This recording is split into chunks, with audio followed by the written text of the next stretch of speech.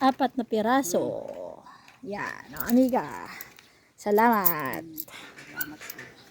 Hello, good morning po sa ating lahat. Ito nga ang aking gagawin ngayong araw. Gawa lang naman po ako ng pugad ng mga manok. Sikip na nga para sa kanila. Pakainin ko muna sila para hindi makulit doon sa loob ng kulungan. Ayan, ipapakita ko nga sa inyo ang kanilang mga pugad at kung paano ko rin gagawin tong mga ito. Nagpapuring nga naman yung isang manok. Alam, nandyan na pala yung manok malapit na sa cellphone.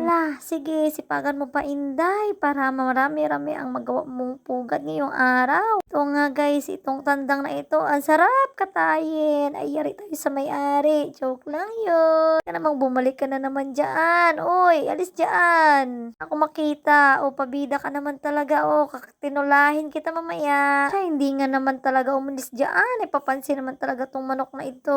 Ako makatimpi ay titinulahin na kita. Ito na nga, malapit na tayo matapos. Sige, kain lang kayo dyan mga manok at mamaya umitlog kayo ng madami ha.